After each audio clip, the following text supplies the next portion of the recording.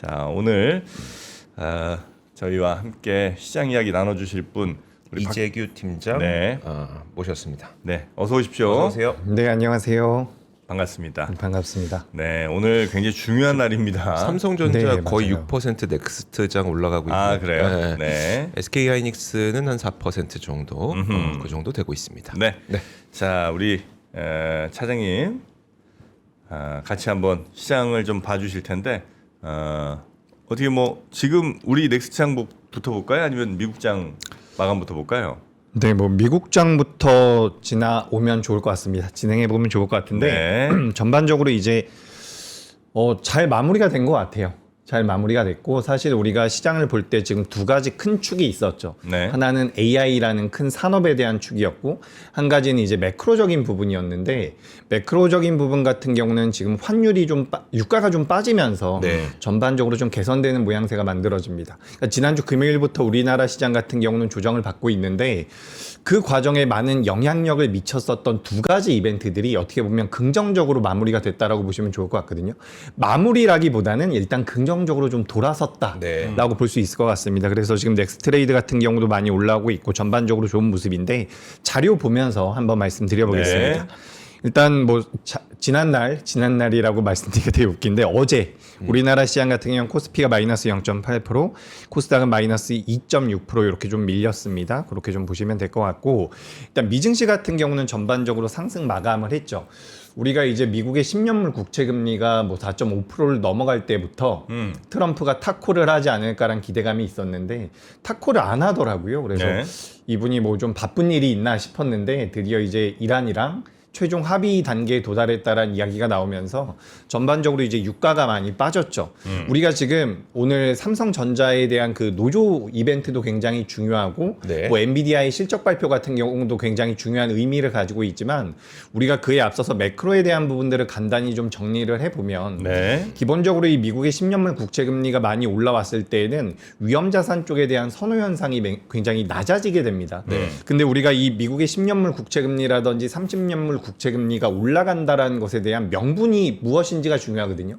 원인이 무엇인지가 중요한데 지금 이제 물가가 잡히지 않을 것이다라는 부분들로 인해서 미국의 국채 금리가 계속해서 올라갔었던 상황이죠. 네. 근데 여기서 만약에 이란과 지정학적 리스크가 완화가 되면서 유가가 빠지면 물가가 잡힐 가능성이 높고 그렇다라고 한다면 뭐 물가 상승에 대한 우려감이 있었던 미국의 국채 금리 같은 경우도 좀 하락 안정이 될 네. 가능성이 있다라는 거죠.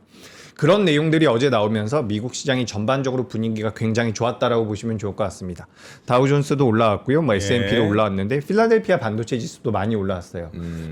엔비디아가 많이 올라오진 않았는데 네. 뭐 암이라든지 AMD라든지 이런 기업들의 주가 흐름이 굉장히 좋았거든요. 네. 그리고 여기 밑에 보시면 아시겠지만 유가와 달러 인덱스도 많이 하향 안정화가 됐고요. 네. 그래서 일단 전반적으로 매크로가 굉장히 안정적인 구간에 안정적이라기보다는 네. 사실 오늘이 굉장히 중요할 것 같아요. 그러니까 우리 시장이 계속해서 밀렸고 매크로는 계속해서 부정적이었는데 이게 한번 반대쪽으로 움직였다라고 보면 될 것 같거든요. 네. 그래서 여기서 이제 우리나라 시장 반발 매수가 들어올 텐데 이게 연속성을 보일지 여부는 매크로가 계속 안정되는지 마는지 여부가 중요할 것 같거든요. 그래서 이 추세를 좀 봐야 된다라는 말씀 드리고 뭐 엔비디아 같은 경우는 실적이 또 서프라이즈가 나왔죠. 시간 외에서는 주가 흐름이 그렇게 강하진 않지만 매출 같은 경우도 잘 나왔고요. 가이던스도 잘 나왔습니다. 그리고 네. 주가 흐름상으로는 뭐 AMD라든지 인텔도 많이 올라왔는데 여기 적어놓은 내용들은 사실 이번에 나온 내용들은 아니에요. 원래 있던 내용들인데 변동성이 많이 나왔다라는 부분이고 이제 저 같은 경우는 이제 국내 증시를 많이 보다 보니까 네.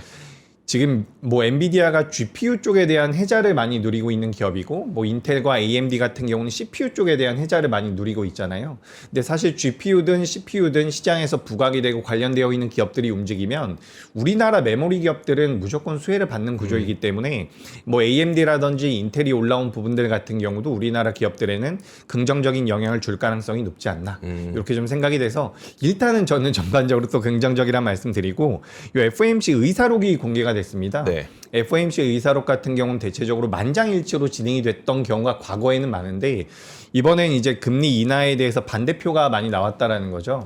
그래서 이런 부분들이 어떻게 보면 시장에는 이미 선 반영이 된 부분들이 좀 있고요. 네. 그래서 일단 뭐 금리에 대한 부담감은 분명히 있는 것 같습니다. 다만 오늘 조금 이제 추세적으로 바뀔 수 있지 않을까라는 기대감이 있기 때문에 전반적으로 이제 AI라는 트렌드 안에서의 산업은 엔비디아가 앞으로 이제 캐펙스 투자라든지 업황 자체가 계속해서 좋을 것이다라는 이야기로 어느 정도는 막아줬고 그리고 이제 매크로 같은 경우도 트럼프가 그런 발언을 하면서 전반적으로 좀 안정적으로 흘러가지 않나. 그래서 오늘은 우리나라 시장이 야간 선물을 제가 좀 살펴보니까 우리 시장이 4% 넘게 올라왔더라고요. 네. 4% 넘게 올라왔기 때문에 그 부분들이 지금 넥스트레이드에서 어느 정도 반영이 되는 게 아닌가 네. 생각하고 있습니다. 어제 근데 우리는 하락했잖아요. 그렇죠? 어제는 결국은 하락으로 마감했습니다. 코스피 0.8 하락, 코스닥은 2.6 하락. 이 0.8 하락한 거에다가 필라델피아 반도체 4% 오른 거 합치면 예. 네. 우리는 오늘 5% 상승입니까? 여튼 뭐 미장은 지금 예. 아마 우리 듣는 분들 귀에는 안 들어오시는 것 같아요. 네네. 워낙 지금 우리 국장에 대한 관심이 많아가지고 네. 네. 대신 이제 미장이 어떻게 움직였는지가 이제 우리가 오늘 가는 거에 플러스 그렇죠. 마이너스 요인으로 작용할 테니까. 네. 네, 우리 시장 무조건 가죠. 가는데 이제 얼마나 더 갈 얼마나 갈 거냐, 거냐. 조금 덜 갈 거냐를 측정하는 데는 미장을 좀 보는 게 그래서 이제 중요할 것 같고요. 자, 그래서 우리 장 갑니까 이제? 저는 개인적으로 우리나라 시장이 네. 잘하면 V자 반등으로도 이어질 수 있다라고 보여지거든요. 사실 주 초에 우리나라 시장이 한번 크게 밀렸고 그 다음에 반발 매수가 들어오면서 다음 날 바로 올라왔다라면 저는 오히려 반등 시 현금 확보 네. 이런 기조였는데 오히려 조정폭이 생각보다 너무 가팔랐기 때문에 V자 반등의 기대도 해볼 수 있지 않을까라고 생각을 해요. 그러니까 오늘 만약에 우리나라 시장이 올라오고 장이 마무리가 됐는데 만약에 개인 투자자분들이 매도를 많이 했고 그동안 우리나라 시장을 떠났었던 올해 들어서 외국인들이 우리나라 시장에 대해서 100조 넘게 매도를 했더라고요. 네. 그리고 뭐 지난 한 달 동안 40조 넘게 매도를 했는데 이 부분에 대해서 외국인들이 만약에 오늘 매수가 들어온다면 어떻게 보면 삼성전자 노사 합의가 되면서 그에 따른 뭐 불확실성 제거로 자금이 들어올 수도 있겠지만 결국에 저는 매크로적인 부분에서 달러 원 환율이 안정될 수 있다라는 부분에 대한 베팅이 들어온 게 아닌가라고 생각이 될 것 같거든요. 네. 그래서 외국인들이 만약에 들어온다면 전 요 추세적인 반등이 좀 더 이어질 수 있지 않을까라고 생각이 되고요.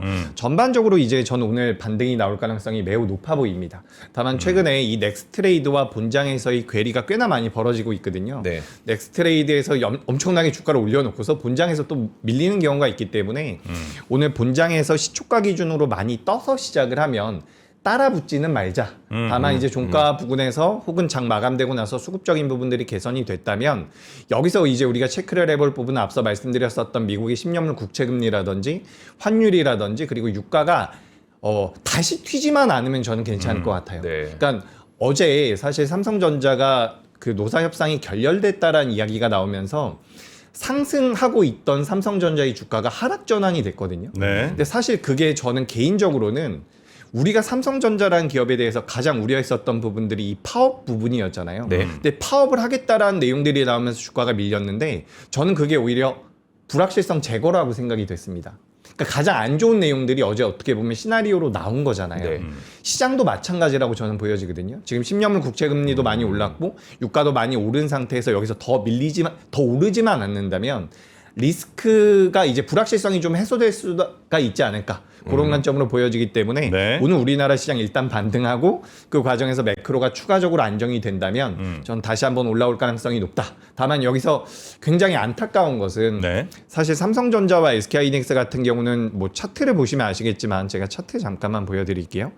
삼성전자 같은 경우는 오늘도 주가가 많이 올라오고 있는데 사실 이 기업의 주가가 조정을 받았다라고 말하기는 어렵거든요. 네. 삼성전자 같은 경우도 계속해서 견조한 모습이 나왔고 SK하이닉스 같은 경우도 지금 차트상 모양새를 보면 우리가 이제 갭 상승이 나오는 자리들 같은 경우는 한 번씩 메우려고 하는 습성들이 있습니다. 그래서 여기 같은 경우도 한번 메웠다가 지금 올라오고 있는데 삼성전자와 SK하이닉스가 뭐 최근 우리 시장이 3거래일 동안 4거래일 동안 굉장히 어려웠다라고는 하지만 이 두 기업이 많이 크게 조정을 받았을까라고 한다면 저는 그건 또 아닌 것 같거든요. 그래서 일단 삼성전자와 SK하이닉스가 견조한데 사실 지난 3, 4거래일 동안 오히려 삼성전자, SK하이닉스가 아닌 코스닥의 성장주라든지 로봇주라든지 제약바이오라든지 전력기기 쪽이 더 많이 밀렸거든요. 네. 그러니까 오늘 우리가 포인트로 봐야 되는 것은 실적을 기반으로 해서 탄탄한 주가 흐름을 보여줬었던 삼성전자와 SK하이닉스 같은 경우는 올라올 가능성이 높다. 하지만 그 외의 종목군들로도 자금이 퍼질 수 있는지 저는 그게 어떻게 보면 개인 투자자분들의 입장에서는 굉장히 중요할 것 같거든요. 그래서 우리가 이런 포인트를 좀 잡아서 보면 좋을 것 같습니다. 네. 오늘 시장에 호재 요인들이 대부분 많겠지만 그리고 또 네. 더 많이 작용하겠지만 그러면 호재 요인과 악재 요인, 그러니까 상방을 좀 제한할 수 있는 악재 요인 이런 것들은 어떤 게 있어요 지금? 악재의 요인은 저는 오늘은 거의 없다라고 생각을 합니다. 만약에 시초가가 많이 뜬다면 뭐 매물이 좀 나올 수도 있겠죠. 왜냐하면 지난 며칠 동안 나 반등이 좀 나오면 매도할 거야 라고 생각했던 분들이 많을 것 같거든요. 그래서 반등이 나올 때 매물이 나올 수가 있어서 어떻게 보면 윗꼬리가 살짝 달릴 수도 있겠다라는 생각이 드는데 그 윗꼬리를 만드는 매도 주체가 개인 투자자라고 한다면 네. 저는 크게 문제는 안 될 것 같아요. 그래서 기본적으로 앞서서 우리가 서두에도 이야기를 나눠봤지만 사실 우리가 지금 매크로적인 부분 제가 요거 자료 한번 보여드릴게요. 지금 제 화면 잠깐 보여주시면 이게 달러 원 환율이고요. 그리고 우측에 보시면 여기 10년물 국채금리입니다. 네. 그리고 여기 우하단에 있는 게 나스닥이고 중간에 있는 게 코스피거든요. 근데 가만 보시면 지금 환율이 계속해서 올라갔었던 구간이 있고요. 그리고 미국의 10년물 국채금리도 계속해서 올라갔던 구간이 있죠. 사실 이렇게 매크로가 형성이 되면 우리나라 시장이 올라가는 게 정상적이진 않거든요. 네. 그러니까 우리가 최근 며칠 동안은 조정을 받았지만 실제로 환율이 올라가는 과정과 미국의 국채금리가 올라가는 과정에서 우리나라 시장이 올라갔습니다. 그러니까 무슨 이야기를 드리고 싶은 거냐면 시장에 영향을 미치는 게 매크로적인 부분이 있고 AI라는 그런 산업적인 트렌드가 있는데 네. 우리나라 시장 같은 경우는 AI라는 산업 트렌드에서 많은 수혜를 받았기 때문에 매크로를 무시하고 올라왔다라고 생각을 해요. 근데 그게 어느 정도 올라와서 과열이 되어 있었던 구간에서 매크로가 좀 빠그러지니까 같이 밀렸다라고 저는 생각을 하거든요. 근데 오늘 아침에 마무리된 미 증시라든지 전반적인 구조를 보면 AI 쪽에 대해서 우리가 뭐 삼성전자 노조 같은 경우도 어쨌든 협상이 진행이 된 부분이고 추가적으로 엔비디아 같은 경우도 지금 시간 외에서 밀리긴 했지만 기본적으로 가이던스는 굉장히 잘 나왔거든요. 그리고 네. 엔비디아는 제가 뭐 간단하게 말씀드려보자면 지난 한 달 동안 주가가 계속해서 올라왔습니다. 그래서 어떻게 보면 선 반영된 부분들이 있겠죠. 그래서 AI라는 산업 트렌드와 그리고 매크로적인 부분들이 일단 안정이 되고 있기 때문에 전 전반적으로는 두 가지 축이죠. 이 두 가지 축이 지금 안정적인 구간으로 들어갔기 때문에 반발 매수가 들어올 가능성이 높다. 이렇게 말씀드리겠습니다. 네. 알겠습니다. 자, 그러면 이제 우리 시장에 뭐 좀 호재랄까 하여튼 좋은 점들 또 안 좋은 점들 이렇게 쭉 네. 짚어봤고요. 그 외에 또 뭐 뉴스라든지 우리 짚어볼 제일 중요한 거부터 먼저 네. 가볼까요? 그러니까 이번 주, 그러니까 지금 오늘의 주요 일정이라든지 핵심 테마라든지 이런 거 한번 짚어보면서 네. 일단 엔비디아가 실적을 발표를 했으니까 엔비디아 실적을 저희가 자세하게 한번 짚어보진 않았거든요. 네. 네, 엔비디아 한번 실적. 네, 실적부터 한번 보시죠. 네. 네, 엔비디아 실적이 나왔는데 제가 이제 816억 달러 정도 나왔더라고요. 매출이 100조가 이제 넘어간다라고 보시면 좋은데 기본적으로 가이던스가 매출액이 약 78%에서 75% 정도 올라올 것이다라는 예상치가 있었습니다. 근데 우리가 이제 여의도에서 스트릿 컨센이라고 이야기를 많이 하는데 거기서는 80% 정도는 올라와야지 네. 그러니까 본전 정도는 하지 않을까. 왜냐면 엔비디아는 항상 실적이 잘 나왔기 때문에 우리가 눈높이가 높았죠. 근데 매출이 예상보다는 잘 나왔지만 스트릿 컨센과 거의 비슷하게 나왔다라고 보시면 좋을 것 같습니다. 그리고 뭐 주당 순이익 같은 경우도 많이 올라왔고요. 우리가 좀 더 길게 본다면 이 가이던스 같은 경우도 굉장히 잘 나왔거든요. 네. 그리고 추가적으로 이제 네트워크 장비 쪽에 대한 매출이 작년 동기 대비해서 거의 100% 정도가 올라왔습니다. 200% 정도가 올라왔어요. 네. 199%가 올라왔더라고요. 그래서 이런 부분들로 인해 가지고 뭐 엔비디아가 잘하고 있다라는 내용이고 뭐 자사주 소각이라든지 주주 환원 쪽에 대한 이야기들도 많이 나왔는데 기본적으로 엔비디아가 굉장히 큰 혜자를 누리고 있었던 기업이잖아요. 네. 근데 이제 GPU 쪽에 대한 판매량이 살짝 둔화될 수도 있다라는 분석이 있는 것 같은데 우리가 이제 베라 루빈이라고 이야기해서 다음 세대에 대한 이야기를 많이 하고 있습니다. 네. 베라 같은 경우는 CPU라고 네. 보시면 좋을 것 같고 루빈 같은 경우는 GPU인데 이 CPU 쪽에 대한 시장도 굉장히 가파르게 커질 수가 있다라는 그런 발언이 나왔습니다. 네. 근데 이런 부분들은 고려해 본다면 우리나라 메모리 기업들에는 긍정적으로 작용될 수밖에 없는 부분이라서 기본적으로 전 우리나라 시장을 보고서 해외 증시를 많이 보거든요. 그래서 엔비디아의 실적 같은 경우는 시장에서 시간 외선 주가 흐름이 안 좋은 것은 그동안 올라왔었던 부분들이 선반영이 됐었다라는 거고 내용 자체는 저는 굉장히 긍정적이어 보이거든요. 그래서 이 부분들이 우리나라 기업들에도 긍정적인 모멘텀으로 작용될 가능성이 높겠다. 이런 관점으로 좀 보시면 좋을 것 같습니다. 네. 그리고 뭐 현금 창출도 계속해서 하고 있고요. 주주환원 대폭 강화 이렇게 좀 내용들이 나와 있는데 실제로 이제 2분기 가이던스에 중국향 매출은 포함이 되어 있지 않다라고 해요.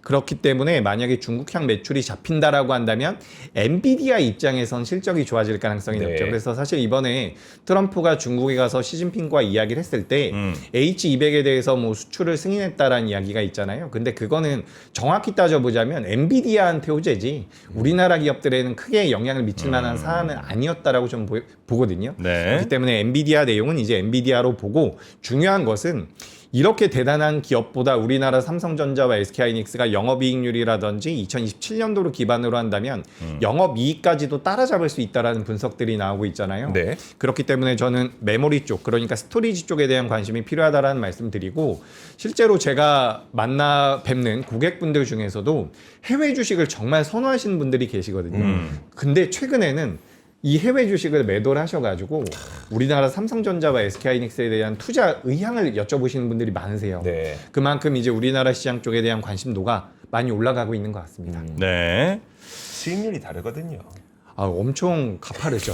우리나라 변동성도 이게 크고요. 옆 사람 보다 보면 이게 답답하거든요. 네. 그게 이제 불과 1년 전까지만 하더라도 우리나라는 그때 되게 힘들었었고 네. 그때 이제 미국은 꾸준히 성장하다 보니까 그때는 당연히 이제 국장보다는 미장으로 많은 분들이 네. 자금을 모으셨고 이제는 그렇게 옮겨왔던 분들이 야, 나는 별로 안 올랐는데 쟤는 많이 올랐네 그러면 또 다시 돈 옮기고 이게 자금의 흐름이죠. 자 그리고 그 다음으로 우리가 볼 게 뭘까요? 네. 아, 제가 요거 아까 우리 서두에 매크로에 대해서 잠깐 말씀드렸는데 네. 요거 조금만 더 말씀을 드려볼게요. 왜냐하면 조금 이따가 섹터 이야기도 하면 되니까 네. 일단 여기 화면 잠깐만 보여주세요. 미국의 10년물 국채금리와 미국의 뭐 S&P 500 선물이라고 되어 있는데 거의 계속해서 반비례로 움직이는 부분들이 있죠. 미국의 10년물 국채가 지금 뭐 4.5%까지 좀 내려왔는데 4.4나 4.3까지 내려가야지만 좀 더 탄력적으로 움직일 수 있다라는 말씀을 드리고 싶고 아까 전에도 이제 10년물 국채가 올라가는 명분 중에서 우리가 봐야 되는 게 그 원인이 있잖아요. 10년물 국채금리가 여러분 경기가 굉장히 좋을 때에도 10년물 국채금리는 올라갑니다.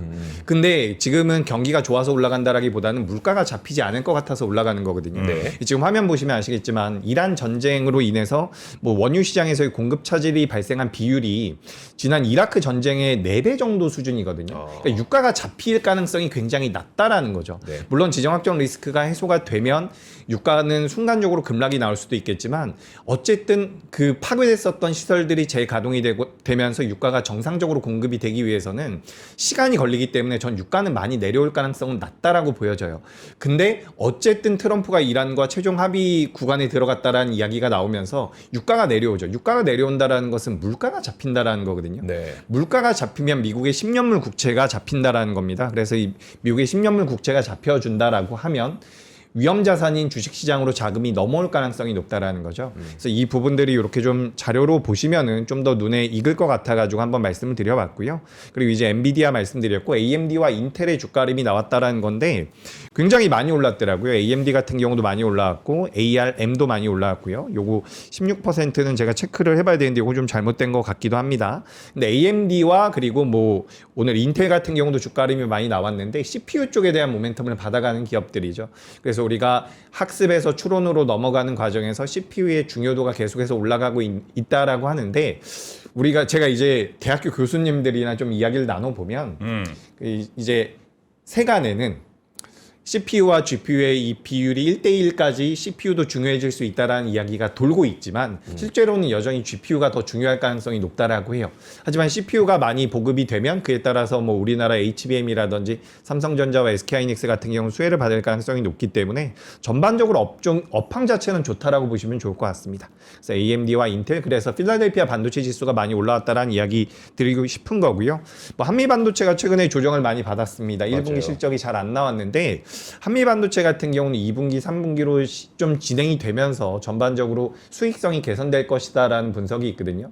우리가 HBM4E에 대한 모멘텀까지는 요 TC 본더 쪽에서 완전히 받아갈 가능성이 높다라고 하기 때문에 마이크론 쪽과 삼성전자와 삼성전자 쪽은 모르겠습니다. 근데 SK하이닉스 쪽에 대한 매출이 굉장히 많은 기업이고 네. 추가적으로 전반적인 매출을 봤을 때는 마이크론 쪽에 대한 캐파가 더 크거든요. 그래서 이제 마이크론 쪽에 대해서 마이크론이 투자를 한다라는 부분들도 좀 체크를 해보시면 도움이 될 것 같고, 제가 이 반도체 종목을 두 개를 준비를 해왔는데 하나는 주성 엔지니어링입니다.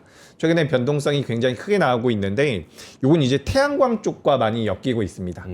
태양광 쪽에서 수율이라기보단 효율이라고 하죠. 우리가 태양빛을 받으면 거기서 전기로 바꿀 수 있는 효율 자체가 30%가 넘기 어렵다라고 하는데 33%까지 올릴 수 있다라고 하더라고요. 전반적으로 주성 엔지니어링이 만들어내고 있는 전체 매출단에서 태양광이 굉장히 적은 비중을 차지하고 있는데 네. 이게 이제 2017년도, 2018년도가 되면 굉장히 많은 물량으로 잡힐 수가 있다. 이런 내용들이 나왔는데 일단 단기적으로는 굉장히 고평가입니다. 그래서 저는 뭐 이런 기업들을 추격하자라는 말씀을 드리는 건 아니고 기본적으로 우리나라 소부장 기업들 같은 경우는 굉장히 고평가되어 있다라고 저는 생각을 하고 있거든요. 그래서 만약에 반도체에 대한 관심이 있다라면 여전히 저는 반도체 투톱 그리고 삼성전자 위주로 좀 보시는 것도 괜찮을 것 같다라는 말씀을 드립니다. 네. 그리고 또 그 다음 내용을 보자면 뭐 FOMC 의사록이 나왔죠. 아까 전에 잠깐 말씀을 드렸는데 결국엔 이제 물가가 올라갈 수 있다라는 부분에 대한 부담이죠. 그래서 이제 금리 인하 명분이 악화가 되는데 어제는 제약바이오 로봇주들 전체적으로 밀렸고 지난주부터 이런 성장주들이 많이 밀렸죠. 그래서 이제 저는 개인적으로 어떤 생각을 하고 있냐면 어제 막 제약바이오 기업들, 에클론이라든지 네. 셀트리온이라든지 몇몇 기업들이 G2G 바이오라는 기업도 있고요. 이제 회사 홈페이지에다가 공지를 했습니다. 네. 우리 지금 열심히 하고 있다. 네. 문제 없다. 그러니까 최근에 시장에서 이게 약간 저는 인기 투표라고 생각을 하거든요. 시장에서 반도체 쪽과 자동차를 필두로 한 로봇 쪽으로도 자금이 한번 몰려갔기 때문에 제약바이오 같은 경우는 완벽하게 소외가 됐었어요. 주가도 쭉쭉쭉 내려오고 악재성 내용들도 좀 있었고요. 하지만 기업들이 이렇게까지 발벗고 나설 만큼 주가가 많이 밀렸다라는 것은 어떻게 보면 오늘도 저는 사실 반도체 삼성전자가 이렇게 좋으면 또 제약바이오라든지 코스닥이 밀리지 않을까라는 걱정을 좀 했어요. 왜냐하면 여기를 매도하고 이쪽으로 넘어가려고 할까봐. 하지만 전반적으로 삼성전자라든지 시장의 투심 자체가 개선이 되면 제약바이오라든지 그리고 네. 로봇 쪽 같은 경우도 성장 밸류를 다시 받을 가능성이 저는 있어 보이거든요. 그래서 오히려 3개월 정도, 6개월 정도의 기간을 본다면 지금 당장에 올라간다라는 관점보다는 금리 인하에 대한 명분이 악화되면서 피해를 받았던 기업들이 네. 있거든요. 네. 이 기업들 같은 경우는 저는 반발 매수가 들어올 확률이 꽤나 높아 보입니다. 근데 일단 순서는 있겠죠? 그죠? 그러니까 주도주 순서는 먼저 있죠. 가고 그런 순서를 맞아요. 그러니까 저도 요즘에 되게 많이 고민을 하는 게 주도 섹터는 가져가야 됩니다. 특히 우리나라 주도 섹터의 메리트가 뭐냐면 실적이 너무 좋다라는 거예요. 우리가 말로만 주도 섹터라고 하는데 매출과 영업이익이 따라오지 못한다면 이거는 연속성을 발휘하기가 어렵거든요. 근데 우리가 지금 코스닥의 시가총액 상위 종목군들 2차 전지도 마찬가지지만 로봇과 제약바이오 같은 경우는 사실 실적이 굉장히 좋은 업종들이 아닙니다. 그렇기 때문에 이 업종들은 투심에 따라서 움직인다라고 볼 수가 있어요. 그렇기 때문에 이게 삼성전자가 버텨주고 종합주가지수가 버텨주면 투심이 개선되면서 그때는 자금이 들어올 가능성이 있는데 제가 이제 이런 성장주들에 대한 간단한 작은 팁을 드리자면 지금 반도체 소부장들이라든지 반도체 주도 섹터들이 강세를 보일 수 있는 것은 삼성전자와 SK하이닉스가 단단하게 매출을 만들어주고 있기 때문이거든요. 그리고 어제 같은 경우는 로봇주들이 약세를 보였지만 로봇주들도 강세를 보였었던 것은 현대차라는 강하게 끌어줄 수 있는 대장주가 있었기 때문입니다. 근데 그런 관점에서 본다면 지금 제약바이오 같은 경우는 좀 약하긴 해요. 하지만 제약바이오 같은 경우가 그리고 추가적으로 살펴보면 뭐가 있냐면 2025년도 같은 경우는 제약바이오의 기업에서 우리나라 기업들이 기술 이전을 8건을 했다라고 하더라고요. 큰 규모로 빅파마 쪽으로 이제 8건을 했는데 올해 같은 경우는 아직까지 2건밖에 나오지 않았다라고 해요. 그리고 우리나라 기업들 중에서 바이오 플랫폼 기업이라고 해서 이 플랫폼 쪽에 대한 사업을 영위하는 기업들이 많은데 올해 글로벌 시장에서의 기술 이전 트렌드가 플랫폼이 아니라 물질 이전이라고 하거든요. 그래서 이런 부분들로 인해서 실제로 좀 소외된 부분들도 있고 그러니까 플랫폼 이전은 사실 이 기업에도 팔고 저 기업에도 팔고 다 팔 수 있는데 물질 이전은 좀 다른 거예요, 그러면? 물질 이전 같은 경우는 임상이라든지 무언가 진행 사항들이 좀 더 진행됐을 때 사가는 거거든요. 그렇기 때문에 지금 빅파마들 같은 경우는 특허 절벽이라고 이야기를 많이 하죠. 이들이 가지고 있는 블록버스터 의약품이 있는데 이게 특허가 만료가 되면 매출이 급감을 하게 됩니다. 그렇기 때문에 빅파마들이 뭐 기술 이전이라든지 이렇게 물질을 사가서 본인네들의 수익성을 보존하기 위해서 플랫폼이라든지 그 물질을 사간다라고 보시면 좋은데 물질을 사갔을 때 좀 더 빠르게 그게 수익성으로 연결될 가능성이 높다라는 분석이 나오면서 물질을 많이 사가고 있는 것 같다라고 해요. 그래서 그런 부분들이 좀 부각이 됐는데 일단 그런 부분들을 생각을 해봐도 제약바이오 같은 경우는 낙폭이 전 너무 크다라고 보여지거든요. 좀 보실 필요는 있지 않을까. 기술적으로는 괜찮은데 지금 금리 때문에 떨어진 거다. 네, 근데 그래서 이게 금리가 안정될 걸로 보이니까 그렇게 너무 걱정하지 마라. 네. 그러니까 금리 인하 쪽에 대해서 우리가 베팅을 하기는 지금 당장은 좀 어려운 것 같아요. 네. 그래서 이제 금리 인하에 대해서 피해를 받는 쪽에 대해서 제가 보자라고 말씀드리는 관점은 오히려 최악의 상황이기 때문에 오히려 좀 더 긴 호흡으로 보실 때는 그쪽으로 관심 있게 보는 게 어떨까. 근데 만약에 로봇과 제약바이오라고 한다면 로봇이 좀 더 빠를 수 있어요. 여기는 앞서 말씀드린 대로 현대차가 좀 이끌어주고 있으니까. 네. 그래서 전 요즘 시장을 보면 시장이 많이 밀렸다 이야기하고 뭐 삼성전자, SK하이닉스 밀렸다라고 하지만 이 기업들은 낙폭이 제한적이었거든요. 네. 오히려 그 명분으로 그 원인으로 코스닥이라든지 중소형 기업들의 낙폭이 정말 컸기 때문에 이 기업들이 뭐 이번 주든 다음 주든 반발 매수가 어느 정도 들어오는지 여부가 또 이제 투심에는 개인 투자자분들께는 도움이 되지 않을까, 체크 포인트가 되지 않을까 이렇게 네. 말씀드리겠습니다. 네. 자, 그리고 우리가 다음으로 볼 건 원래 이거 제일 먼저 했었어야 되는데 삼성전자 노사 총파업 요 부분에 대해서는 좀 어떤 얘기를 좀 해주시겠어요? 이거 파업 극적 타결. 근데 이거는 사실 제가 어제도 그렇고요, 그제도 그렇고 삼성전자를 매수하고 싶다라는 고객분들의 문의가 되게 많았거든요. 네. 근데 어제 노사협상 결렬됐다라고 하면서 급락이 한번 나왔죠. 그때 제가 이제 삼성전자를 이제 좀 보셔야겠습니다라는 말씀을 드렸었어요.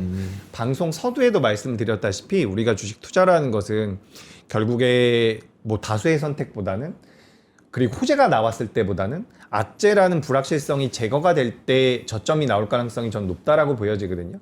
그러니까 우리가 이걸 어떻게 생각을 해야 되냐면 지금 노사 협상이 진행됐었던 과정인데 만약에 이게 완전히 어그러져서 삼성전자라는 기업이 정말 큰 타격을 받고 그렇다라고 한다면 노조도 타격을 받겠죠. 저는 결과론적으로 지금 말씀드리는 거지만 결국엔 타결이 될 거라고 생각을 하고 있었어요. 그러니까 이게 노사 협상 과정에서 어떤 과정이 있었고 지금 성과급의 그 인센티브에 대한 이야기들이 어떻게 나오는지 그 부분보다는 저는 뭐 시장에 참여를 하고 있고 주식을 매매하고 주식 시장의 여의도에 있는 사람으로서 말씀드려보자면 네. 주가적인 측면에선 저는 어제가 저점이었다라고 생각을 합니다. 가장 안 좋은 내용이 나왔다라는 거죠. 그래서 노사 협상이 결국에는 타결될 것이다, 잘 해결될 수 있을 것이다라는 배경을 놓고서 이 기업을 보는 게 맞지 않았을까라고 생각이 돼요. 그래서 뭐 세부적으로 봤을 때는 자사주 매입도 한다라는 이야기가 나오고 있고 전반적으로 좋은데 여기서 제가 좀 특징적으로 눈에 들어왔었던 게 뭐냐면 뭐 2026년도에서 2028년도까지 200조 정도의 영업이익을 이야기를 했었던 것 같아요. 네. 그래서 올해 같은 경우도 뭐 300조, 내년에 400조 정도 이야기가 나오고 있고 어떤 하우스에서는 이제 500조까지도 이야기를 하는데 200조 정도의 영업이익이 어떻게 보면 안정적으로 나올 수 있겠구나라는 생각이 들더라고요. 그러니까 영업이익이 나오지 않는 상황에서 이렇게 무언가를 주겠다라고 할 수는 없다라고 저는 생각을 하기 때문에 오히려 업황에 대해서는 자신이 있구나라는 생각이 좀 들었습니다. 그런 관점에서 전 이제 주식 관점에서 봤을 때는 삼성전자 같은 게다가 파운드리 쪽도 있잖아요. 작년부터 애플이라든지 다른 기업들이 이제 레퍼런스를 쌓아가고 있는데 전 이것도 굉장히 중요하다라고 생각을 해요. 제가 만약에 삼성전자 파운드리 사업부에서 일을 하고 있는데 일감이 없으면 저는 뭘 안 할 것 같습니다. 근데 무언가 빅테크에서 수주를 주고 무언가 너 좀 해볼래? 라고 레퍼런스가 계속해서 쌓인다라고 한다면 이건 시너지가 굉장히 강하게 만들어질 가능성이 있어 보이고 우리가 삼성전자 예전에 HBM3 뭐 요때 SK하이닉스에 완전히 밀렸었잖아요. 그때도 이제 삼성전자에 대해서 긍정적으로 말씀하셨던 분들의 논리가 뭐였냐면 결국에는 캐파 싸움으로 가면 삼성전자를 이길 수가 없다라는 부분이었고 네. 지금 삼성전자 같은 경우 수직 계열화가 되어 있는 부분들이 분명히 있죠. 파운드리 쪽도 마찬가지고 디램 이번에 실적이 잘 나온 것도 사실 가끔씩 아직도 오해하고 계신 분들이 계신데 HBM 쪽에 대한 수익성이 좋기는 합니다만 HBM 쪽에 대한 수익성이 가파르게 올라와서 올해 1분기 때 실적이 좋았던 게 아니거든요. 디램 쪽이라든지 낸드 쪽에 대한 실적이 좋았기 때문입니다. 그렇다라는 것은 삼성전자가 가지고 있는 캐파의 영향이 컸다라는 거고 이런 부분들로서 이제 우리가 파운드리까지 투자 아이디어를 확장해 본다면 삼성전자 같은 경우는 주가 흐름상으로는 추가 상승의 여력이 있다. 게다가 이제 마이크론 같은 경우도 제가 알기로는 포워드 기준으로 봤을 때 PR이 8배 정도 수준이거든요. 그래서 우리나라 삼성전자와 SK하이닉스 같은 경우도 조금 더 올라온다라면 주가 상방 여력은 남아있다라는 거고 제가 가끔씩 이제 방송하다 보면 TSMC 이야기를 많이 하세요. TSMC 이야기를 많이 하는데 제가 간단하게만 말씀드려보자면 우리나라 메모리 기업들 같은 경우는 대체적으로 선증설 후 주문의 구조였거든요. 그렇기 때문에 증설을 해놓고서 주문이 들어오지 않으면 실적이 망가지는 거였죠. 근데 지금 그렇기 때문에 우리나라 반도체 기업들이 PER 기준으로 봤을 때 6배, 7배, 8배를 넘어가기가 어려운 구조였어요.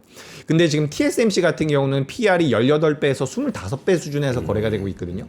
이들은 선주문 후 증설입니다. 네. 그러니까 우리나라 기업들 같은 경우도 장기 공급 계약이라 그래서 LTA라고 하죠. 장기 공급 계약으로 구조가 바뀌면서 선주문 후 증설 구조로 가고 있기 때문에 밸류를 더 줄 필요가 있다라는 관점으로 본다면 전 삼성전자 같은 경우는 긍정적으로 보고 있다. 최근에 뭐 전력기기는 꽤 많이 빠졌었어요. 전력기기요. 네, 예. 반도체보다 훨씬 많이 빠졌었어요. 맞아요. 근데 그렇다고 지금 수요가 줄어든 건 신호는 전혀 보이지 않고. 네. 이건 그냥 수급이었습니까? 그죠. 전력기기 같은 경우는 일단 그동안 많이 올라왔기 때문에 전 조정폭이 깊었다라고 보여지고 네. 반도체가 반발 매수가 들어오면 전력기기가 가장 먼저 따라갈 것이다.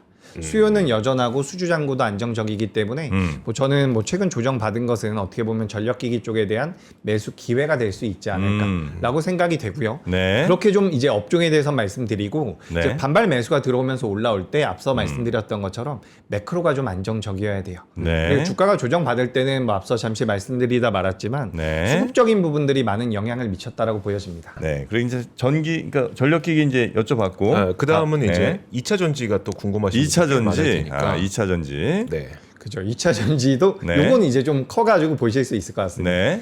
2차 전지 이제 주요국 전기차 침투율인데 이번에 뭐 지정학적 리스크 나오고 나서 네. 2차 전지라든지 전기차 쪽에 대한 관심도가 많이 올라갔다라고 해요. 그래서 그런 부분들로 인해서 2차 전지가 사실 지난 일주일 동안 굉장히 많이 밀렸습니다. LG 에너지 솔루션이나 삼성 SDI 같은 경우도 단기적으로 15% 20% 이렇게 조정이 나왔거든요.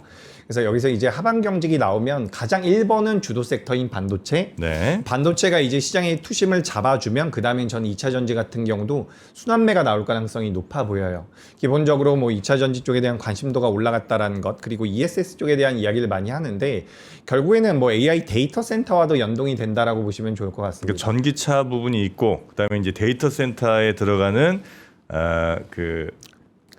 ESS 예. 요 부분이 이제 두 개가 있고 네. 그런데 여기에 지금 뭐가 더 좋게 볼 만한 게 좀 생기고 있어요. 왜냐면 이 두 개는 이미 다 너무나 잘 우리 투자자분들 알고 있는 내용이잖아요. 그죠? 예. 알고 계신 내용이라서 예.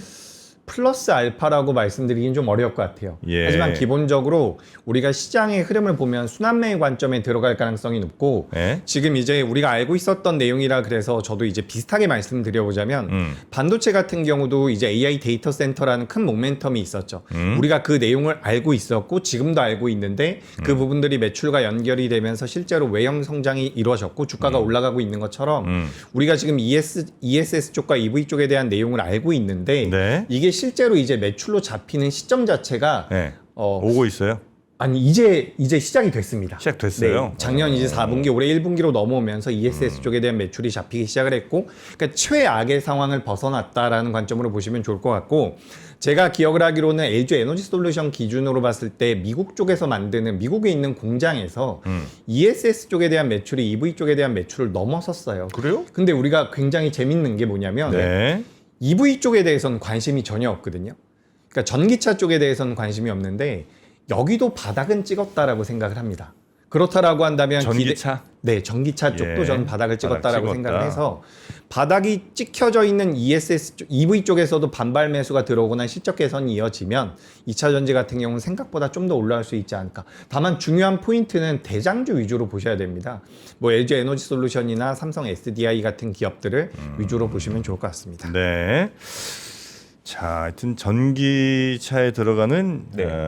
그 배터리 그다음에 이제 ESS가 최근 이제 각광을 좀 받았는데 또 EV 그러니까 전기차 쪽도 바닥 찍고 약간 좀 반등하게 되면 이 배터리 쪽도 괜찮지 않겠느냐고 이제 보시는 것 같은데. 네, 그죠. 알겠습니다. 근데 이거 좀 냉정하게 말씀드려보자면 네.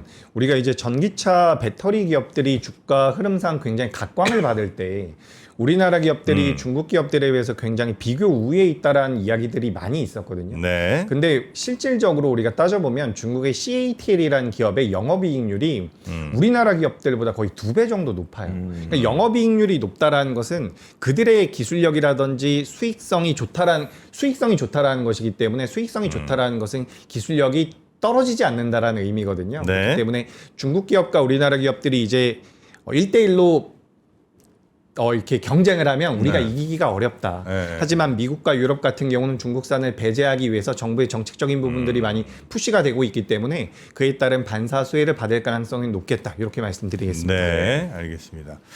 자, 그리고 오늘 시장에서 진짜 중요하다고 생각하시는 거 하나 정도만 골라서 마지막으로 얘기해 주시면 어떤 거 좀 있을까요? 저는 오늘 매크로가 가장 중요합니다. 매크로가 제일 중요해요. 지금 뭐 삼성전자와 SK하이닉스 같은 경우는 떠서 시작을 할 가능성이 높아 보이고 네. 앞서서 이제 서두에도 말씀드렸던 것 같아요. 이게 올라오는 과정에서 수급이 어떻게 들어오는지 그리고 매크로가 계속 안 좋아지다가 살짝 좋아졌거든요. 그러니까 이게 좋아지는 쪽으로 추세를 만들어갈 수 있는지가 중요합니다. 이 좋아지는 쪽으로 추세가 만들어져야지만 연속적으로 자금이 들어올 수가 있는 거고 반도체가 연속적인 시세가 나올 수 있었던 것은 실적을 기반으로 했었던 것이기 때문에 우리가 이 매크로가 연속적으로 좋아지는지 여부도 굉장히 중요한 거라는 거죠.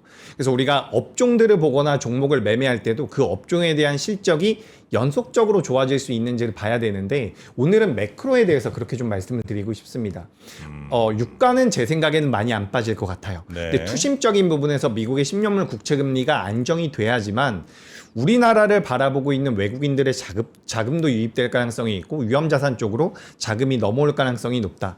일단 오늘 우리나라 시장 같은 경우는 개인 투자자분들의 영향력이 워낙 큰 상태이기 때문에 네. 삼성전자 뭐 협상이 됐다라는 부분 그리고 새벽에 필라델피아 반도체 지수가 올라왔다라는 부분들을 고려해 봤을 때 올라올 겁니다. 근데 그 올라오고 장이 마감이 됐는데 온전히 개인 투자자만 매수를 했거나 장이 마감이 됐는데 매크로가 또 안 좋아졌거나라고 한다면 이건 연속성을 보일 가능성이 낮아요. 그렇기 때문에 매크로가 어떤 식으로 변하는지를 좀 따져보시면 좋을 것 지금까지 같습니다. 안 좋던 매크로가 오늘을 기점으로 다시 이제 좋아지는 그림이 쭉 나오면 괜찮다는 건데. 네, 맞습니다. 매크로라는 거는 말 그대로 매크로는 거의 이제 방향을 갖고 대체로 가잖아요. 네. 그러면 방향을 갖고 가다가 약간 중간에 살짝 틀어지는 거는 대체로 이제 한 방향으로 좀 많이 갔을 때 그냥 약간 반대로 나왔지만 결국은 다시 그 방향으로 가니까 매크로 같은데 느낌이. 기술적인 네. 반등이나 그 정도겠죠. 기술적인 개선 이렇게 네. 말씀하시는 거죠. 그러니까 완전히 이제 방향이 바뀌는 정도의 큰 변화는 매크로상 없는 것 같은 느낌이라. 방향이 네. 완전히 바뀌어서 네. 미국의 10년물 국채 금리가 4.2%, 4.3% 이렇게 밀리고 예. 유가가 뭐 80불 이렇게 밀리고 그럴 거라고는 저도 생각을 안 해요. 예.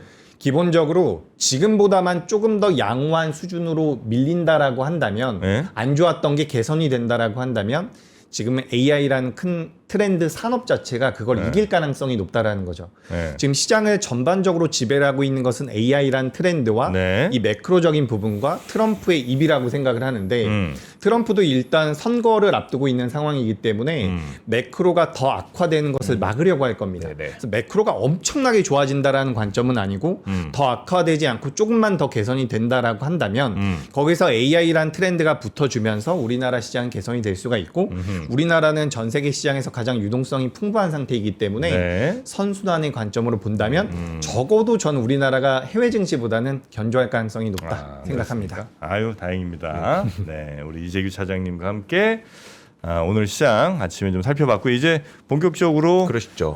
장 개장 상황들은 또 더블 밸류업에서 계속, 정프로님이 봐주세요. 네, 전해드리도록 하겠습니다. 자, 우리 이재규 차장님 고생 많으셨고요. 감사합니다. 예.